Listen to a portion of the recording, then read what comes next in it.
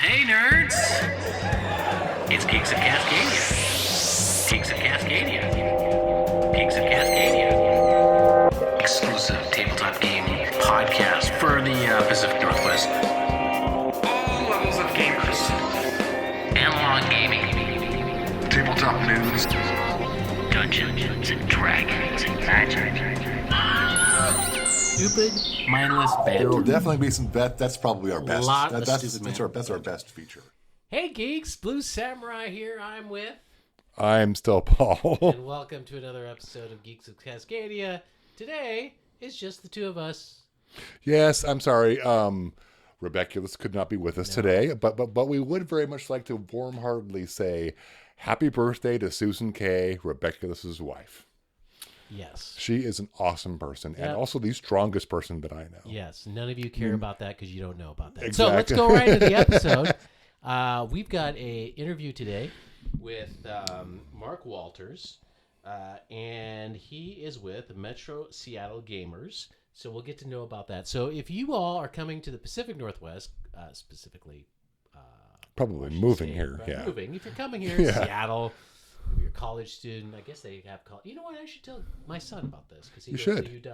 You should. Yes, your son should definitely join the group. And if you want human interaction, Yeah, like you want to play games with humans in front of you, yeah. you should check out this club. I think it's fairly inexpensive. You can look it up. They do have a website, metroseattlegamer.org. They actually also do Dragonflight. They help with Dragonflight. Yes. They're kind of connected. Yes, and they have a place where you can actually play. Yeah. They've got a games library. I think It's like 24/7 gaming if you have people to game with. Well, yeah, I It's like know it's ran by members and everything, but of course we'll throw it to Mark to tell us all about that. That's true. But in the meantime, we have very limited news this episode for several reasons. Our news sources are not as accurate. News sources haven't been updated since 2021. But still, Paul here has information on the latest con news. Oh yeah, Even if it's limited. I lost my window, so I'm bringing it up right now. And how do they operate the iPhone again? We're going to talk a little bit about Orcacon.com. Orcacon, Yes. the convention, which happens every January in Bellevue, Washington. Mm-hmm. It is the 6th through the 8th. Yes, it is the 6th. Yes. And you can sign up right now. You can sign up right now. It's not going to get any. It's that. Well, right now they've got the online discount for signing up, which is probably going to go through about the 25th of December, and then it usually reverts to in person only. And the price bumps a little bit. It's not a bunch. Yeah, and get a room because your gaming experience, and the whole experience, con experience, it's way better. If you're playing Twilight Imperium for 36 hours, you might want to have a place to take a nap or something. Yeah, there you go. Yeah, you're not going to stay with me. No, unless you want to. No. But if you do want to do that and you want a room with Paul, just contact us at geeksofcascadia@gmail.com or Facebook us or Instagram us. We're on all the social media platforms except for Truth. Yeah, well, That's the weirdo. Well, if social media still exists, look us up there. Yes. They're all together certain networks. That's true. You have other con news, though. I do.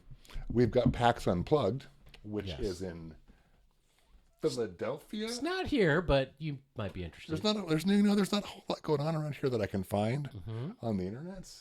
I think people need to check up Norwest Con. That is coming up in April, I believe, right? April, yes. But don't make me change my pages again. You had it up on your... I did, but then you made me talk about PAX. It's a different window. Well, just click on it. Oh, my goodness. PAX Unplugged is in Philadelphia, as I said, the birthplace of our nation. December 2nd through 4th. Okay. And then Norwest Con is in April. It is. And you should go to norwestcon.org and check that out. And that is on April 6th through 9th. And yes. that is at SeaTac. So check that out. I'd like to go. But the main thing is you need to come join us at OrcaCon in January, the 6th through the 8th. We will be there. we will play there, and we will be playing some games, even some new ones that we might want to talk about later. Yes, and for gaming news, again, not a lot this time around. I don't know if it's we're just lacking in news, maybe because it's the holidays, perhaps. But there are some things up there. For one, the Last of Us escaped the dartboard game upon Kickstarter. So check that out. We've got. I hate it when these gaming companies make me try to pronounce things. Yes. So we've got Modiphius taking pre-orders for Octung. This is a Cthulhu game, Forest of Fear. So please check that out. We got Area Games to distribute English edition of Knights of the Round Academy RPG. Steamforge launches the Elden Ring, the board game Kickstarter. So check that out. I was going to go mention some Black Friday sales, but it's past Black Friday, and by the time this thing comes up, you will not get it. So I'm going to move on from that. I have a one I want to talk about, at least two I want to talk about. Okay. One before you do that, okay, I got two things. So Games Workshop previews Hunters of the Haunchi for Warcry. And lastly, just to let everyone know this, but go to your local game store and pre-order Dragonlance Shadow of the Dragon Queen. Digital pre-order, you can do that on, of course, D&D Beyond. But if you want the hardcover book and pick up the alt cover at your local game store, remember it's Dragonlance Shadow of the Dragon Queen. It is available on December 6th. I would encourage you to go to your local game store. You can obviously go to Amazon, but then you're really not. Then you're just funding a weird spaceman. That's right. And you don't want to do that. And or if you want to buy any books at all, what you should do is go to kickbezosandtheball.org. Wow. And you can search any. If we lead you to a certain page on their website, but you can buy any book sort of thing at kickbezosandtheballs.org. Or you could just anyway. You should support your local game store. Anyway, do that if you can. So, whatever your feelings are. Anyway, there you go. So, I would like to bring up a game coming out from Flat Out Games. It's called Fit to Print. It's a puzzly tile laying game about breaking the woodland news, and the team that brought you Calico, Cascadia, and Verdant. It's on Kickstarter right now for like the next 10, 12 days. Okay. And also Rivers of London is coming out from Chaosium very, very soon. So check that out. Yes. Didn't one of our good friends get nominated for something? You mean Liz Hardy? Yes. Lynn Hardy? God, did I really say that? It's been so long since I saw her. It's been we should arrange for another interview. We haven't done that for a while. Well, we talked about it, but it just didn't happen because I'm lazy and stupid. Well, that's okay. Yeah.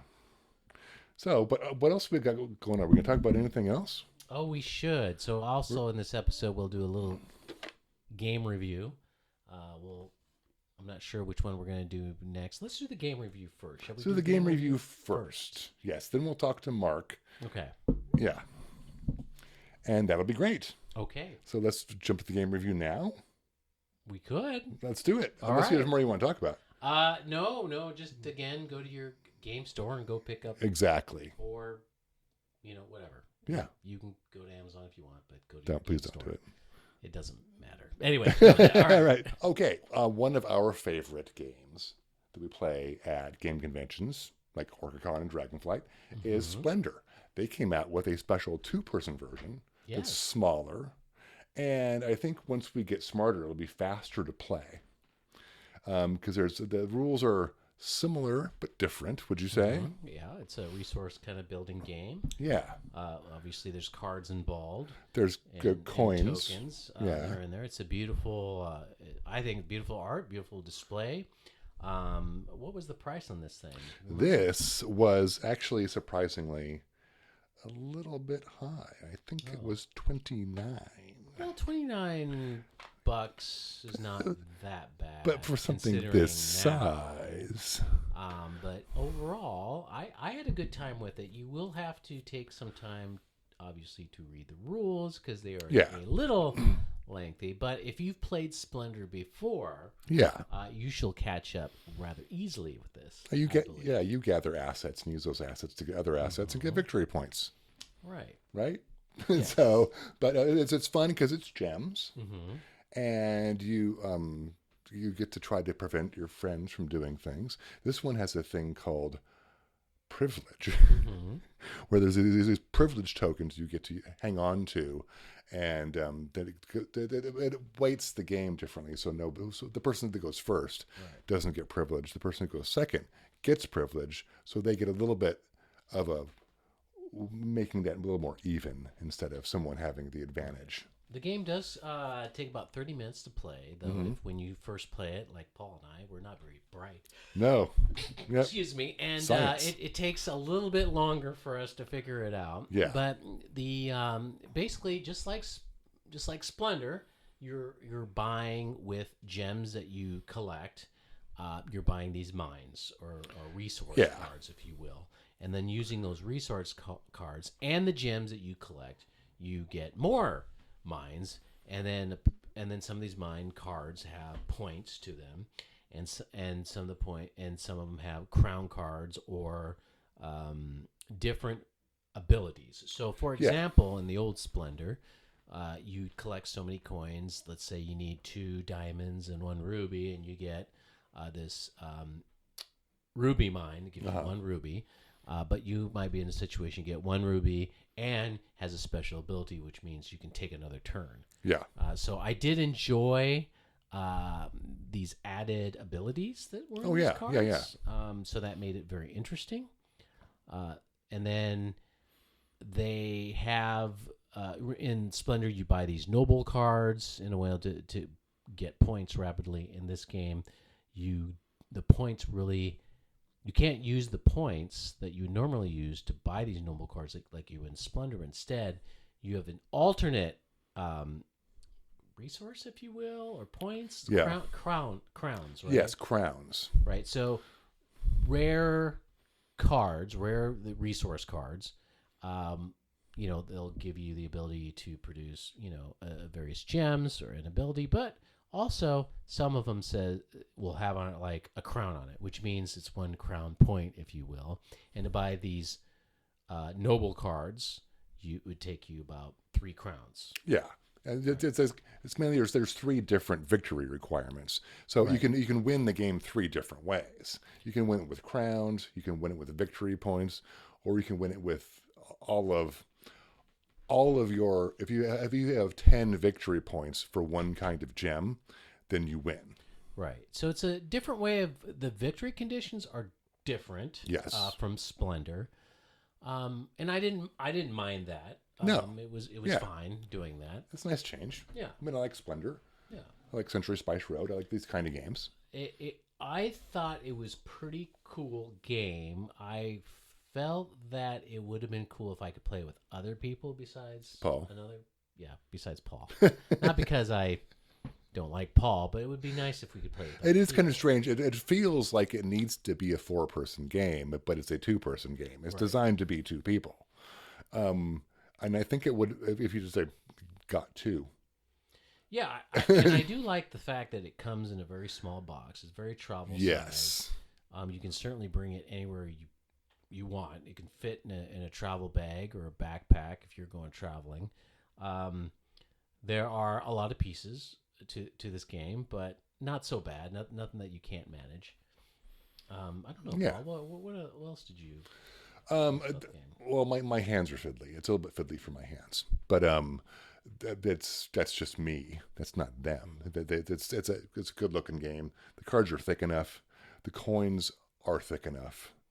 It's just from years of bank tellering.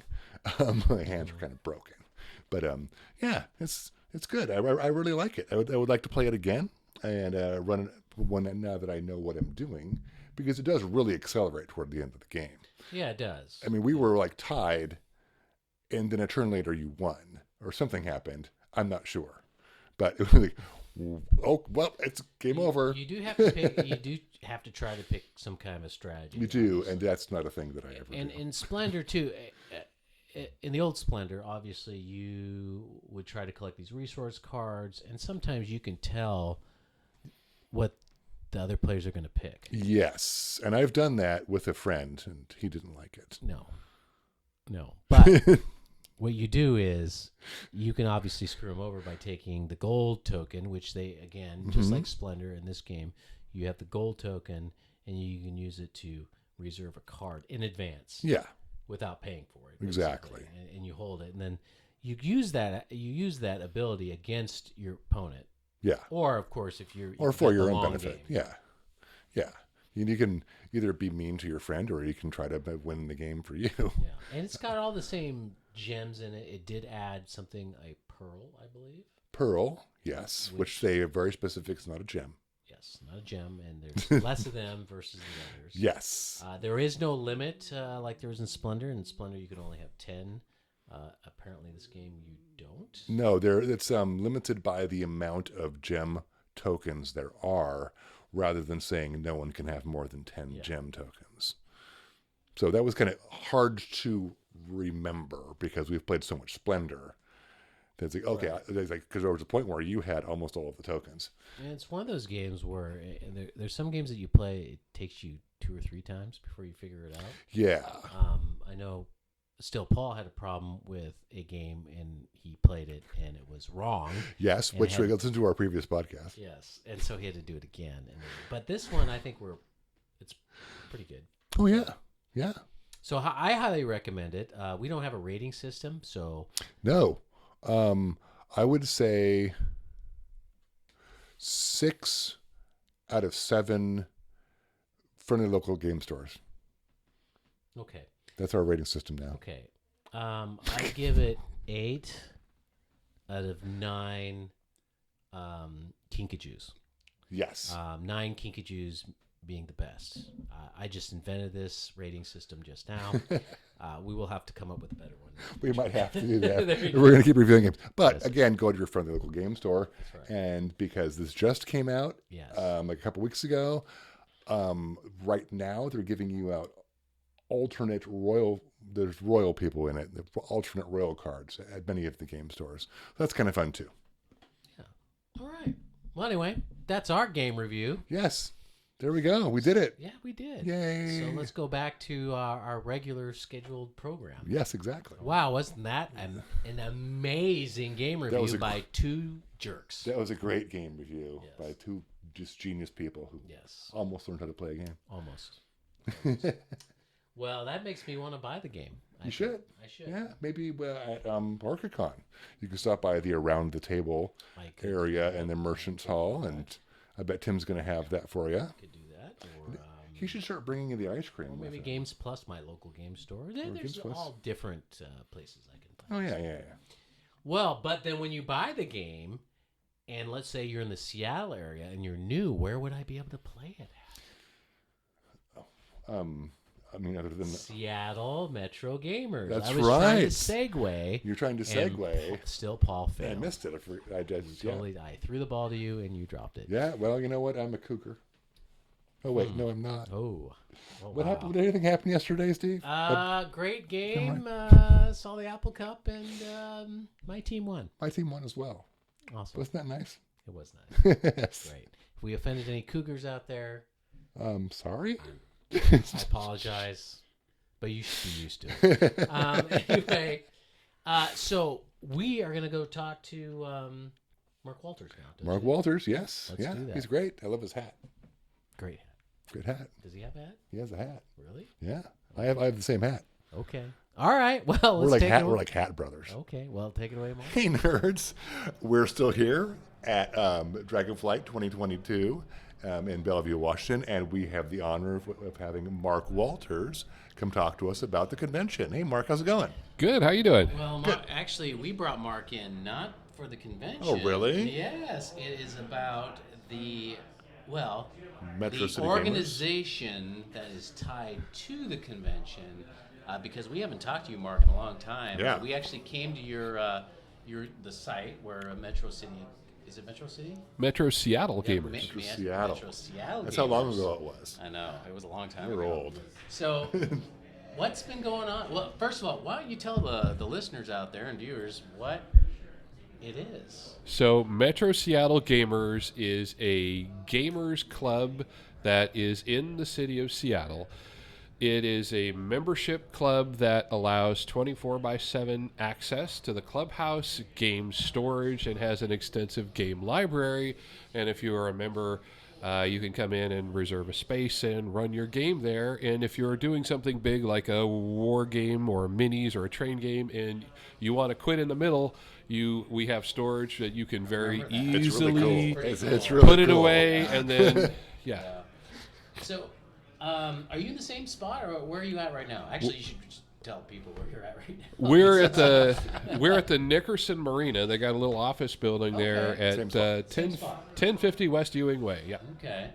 Well, you know, I was really curious how you survived during COVID, because I'm sure you probably had reduced operations, or maybe not a lot of people were paying dues. What happened with that? How did you survive? Well, everybody had a tough time of it. There was a point at which we were not allowed to meet in the clubhouse at all.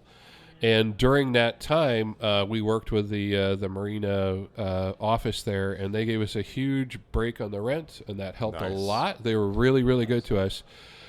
We have members who stepped up and helped out when we needed. It's a 501c7 nonprofit, so we don't make money off it, and so we had a lot of membership step in and help us out. And of course, the convention is part of the same organization, so if the convention makes a little money, it helps out the club as well. Cool. So we also applied for we got a pretty small grant, but we did get a grant from the state, and that helped us out a little bit too. Good. Well, excellent. And you've been around the organization. I know you've been around for a while, but the organization itself has been around for a very long time. Is that correct? Yeah. So Dragonflight started and Metro Seattle Gamers started as two separate organizations. That around 1980 is when it was created, and they realized after a little while that the same people who were going to the clubhouse were also organizing the convention. So it didn't really make sense to be two organizations. So they merged. So the convention's been around since 1980. It's been merged and incorporated since 1990. So we're in our 42nd year as a convention and a 42nd year as the clubhouse. Yeah. Awesome. And you also, even though you have longtime members, one member, good friend of mine, unfortunately passed away, Steve Graham, rest in peace. Amazing individual who that was his life, going to that clubhouse, playing those games, and I remember talking to him about it. But your organization also brings in new players and new people. How do they get a hold of you if they want to be a part of this? Well, you can go to metroseattlegamers.org. You can go to dragonflight.org. Those two websites will take you there. We're also active we have got a Facebook page, and we've got Twitter. Mm-hmm. It's actually Friday. That's right. Saturday? It's Friday, yes. Saturday. So Mark, how many members do you have right now in the club? And do you get a lot of new people coming in? Yeah, most of the new players are mostly interested in Euro games and those kinds of things. And some of the older players have been around a long time, are playing some of those old classic games. We have a lot of very old, like minis and war games and that sort of thing, and a lot of the new stuff. New members are mostly through word of mouth. And right now we have...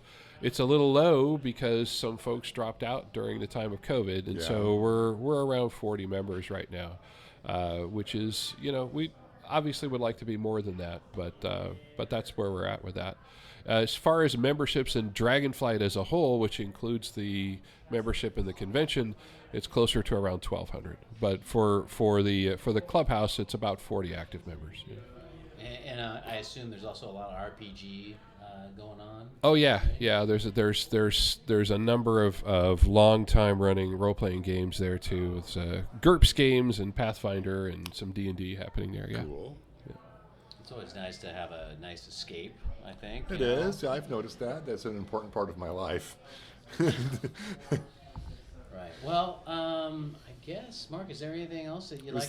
Is there like a record for the longest running game of any type that you know of? There's a fella right now running a GURPS game that's been going on for a number of years. Yeah. In terms of that, in terms of role playing game. I'm not. I mean, when they play the war games like Normandy or one of those other games, those can run on for weeks and sometimes months before they finish. Yeah, that's great. Yeah. Cool. Yeah. Because I remember the whole shelving unit with the plywood things, and I thought that was pretty cool. But I still think that's really neat. I think I saw an Access and Allies game that was going on that someone had shoved in one of those cubbies. Yeah. Yeah, as long as we keep the vacuum cleaner away from it, it works great. Yes, I bet. And you have obviously the game library that you have here, you have there as well. Is that correct? So, yeah. People have got the Dragonflight library has about 1,500 titles in it right now. That's what we're up to. So that's one thing that I think it's convenient for the folks out there listening. If you're in the Seattle area and you're new, or maybe you're lonely, you don't have friends like Paul here. You can contact the Metro Seattle Gamers and go play a game. They have a game collection, fairly large, obviously, and check them out. Yeah, and you can also, for Dragonflight, follow them on Twitter and Facebook. They do updates, especially during the convention. Get information that way. All right. Well, thanks a lot, Mark, for coming on the show. I appreciate it. Yeah. All right. Thank you. I love talking to Mark. I love Dragonflight. I love Metro Seattle Gamers, which is a word I always get confused. It's a mouthful. It's a mouthful. But it's a great organization. It's been around for a long time, and it's if you're new to the area and you know how it is. You move to a new place. Yeah. You don't know anybody, but you're a nerd. You're a gamer. What better way to connect with different people? Find your tribe. Yes. Right. They're exactly. Your tribe. Yeah. Check them out. They're great. And again, it was metroseattlegamers.org, right? Yes. Yes. Yes, that's what my phone probably said a while ago. I will look at this again. Well, still, Paul, what have you been doing lately? By the way? I had to work for about 2 or 3 weeks. Okay. Which was kind of miserable. Yeah. And kind of great at the same time. I'm protecting democracy. Well, that's good. And so it was great. It felt really good to contribute to my nation. And Blue Samurai gets to keep Blue job. Blue Samurai is doing good. Yeah. Yeah. But I did get a little bit of downtime, which is nice. Did you get your downtime? I thought you weren't getting your downtime. I did just recently, as I sat down with the family and we watched Guardians of the Galaxy Christmas special. That kind of downtime. Highly recommend all of you to watch it. Yes. Hilarious. I had to, I really, really enjoyed it. There were some things that were just surprising that I didn't know about some of these characters. The songs are great. The songs are great. Awesome. Yes, the original Christmas songs too. Yeah, I almost downloaded the soundtrack. I may still. Oh, okay. Because that's oftentimes what I do. Because the original Guardians of the Galaxy, the first one, I downloaded the soundtrack as I was walking out of the theater. Oh, okay. On my phones. Well, we are looking forward to the next round of Marvel shows are coming up, and I'm about the end of Andor. Love Andor. I don't know if you've been watching Andor at all. If you had listened to the previous podcast, I have a review of Andor. Oh, you do? Yeah. Okay, great. Have you watched She-Hulk? I have watched She-Hulk. Do you applaud like I do? I actually like it. I know there's been people that don't like it, and I sit in my living room and applaud. It's amazing. It's pretty good. But let's talk about the future of this podcast. I think we got some things coming up. Obviously, we're going to cover OrcaCon. We will be there. Yes. The other thing is we are coming close to a long campaign that we've been trying to play all the way up to 20th level, which is pretty rare for all D&D campaigns. We're 15th level? We're 15th level now. We've got 8th level spells. Do a review of that. And then still, Paul, you had a campaign you want us to run through that we were going to do. We never got around to it, unfortunately. But hopefully maybe we can from the new start do that. from the new starter set. Yeah, right. So what we're going to do, because it's hard to get people together. Yeah. Is we're going to have, I'm going to That's have in the far future, by the way. Yeah, well, no, so it's like if people can't show up, because we've had that problem with that recently with baseball and summer and vacations. I'm just going to run the new starter set for like 3 people and just have it set up, and whoever's available is going to play. Oh, there you go. That's the whole plan. There you go. Anything else we've got coming up? I don't think so. No. I mean, there's... We'll have a lot of content at OrcCon. We usually do. Yeah, definitely. Yeah. So I think that's it. Playtest Northwest. Oh, yes. They're, well, on a break because this is they slow down a little bit for the holiday season. Oh, yeah. And then they ramp it back up at OrcCon. They're going to be at OrcCon. I saw Nicole's post 2 days ago. Oh, yeah. Good. I'm excited. We'll get some interviews on that one. Yeah. All right. Well, with that, I think that's about enough of our riffing. Yeah, definitely. Who cares about what we say? Anyway, I guess I'll just do my sign off. So Embrace the nerd, and I hope you make that saving throw.